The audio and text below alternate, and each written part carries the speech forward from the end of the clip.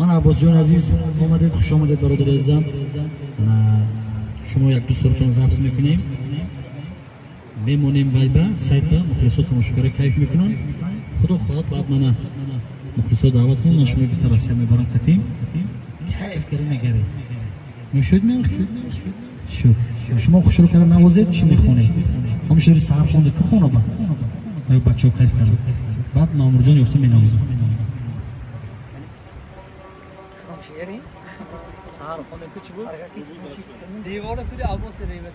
عباس ریوت دیگه کو نباید اولش گفتم رو ماهیرا راگشته رو خود کام کنی سرش گیرم کلیم سرش شروع کرد اول نوازید رفته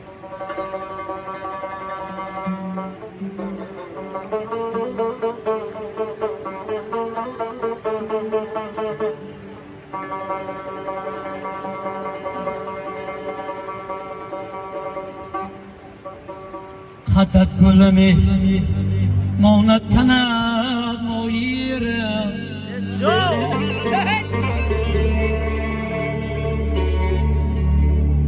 رگشته نکات تب کیسه راییره هی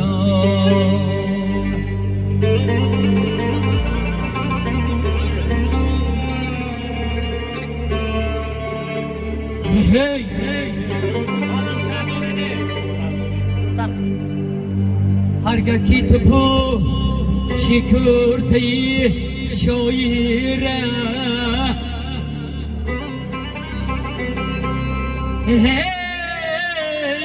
هرگه کی تو پو شکرتی شایره دیوانه کنی عباسی ریو دیره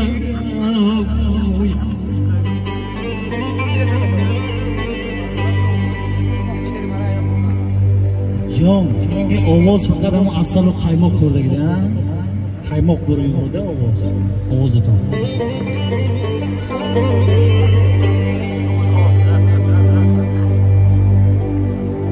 برو مولی سره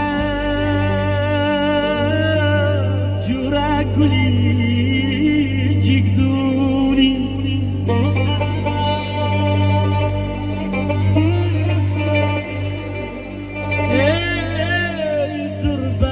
کبی در تپی